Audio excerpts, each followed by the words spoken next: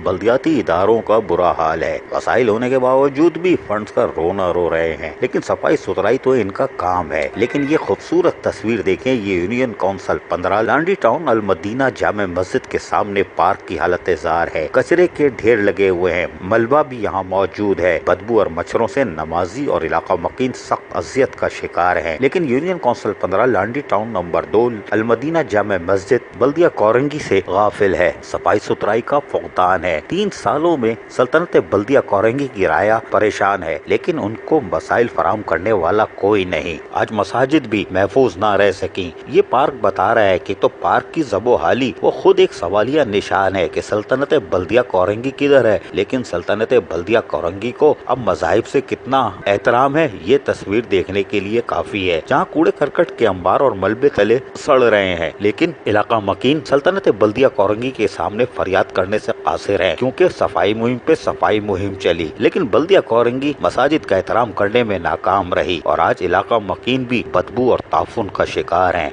मच्छर और वबाई अमराज यहाँ के खवातीन, बच्चों और बुजुर्गों के लिए वबाले जान बन चुके हैं। मसाजिद आने वाले अल्लाह की इबादत करने वाले नमाजी भी सल्तनत बल्दिया कोरंगी से परेशान दिखाई देते हैं और सवाल करते हैं, हमारे टैक्सों की कमाई कहाँ जा रही है। बिल्कुल उसी तरह जैसे मेयर कराची पूछते हैं, कराची का पैसा कहाँ जा रहा है। लेकिन सल्तनत बल्दिया कोरंगी की आवाम को तो हक है पूछने का कि उनका पैसा कहाँ जा रहा है, कि आपसे कूड़ा करकट मलबा भी नहीं उठाया जा रहा। स्प्रे तो दूर की बात है, नमाजियों को भी परेशान कर दिया, मस्जिद भी गैराबाद होंगी। ये है सल्तनत बल्दिया कोरंगी। अजीज आरिफ, KBS बल्दियाती न्यूज़, कराची।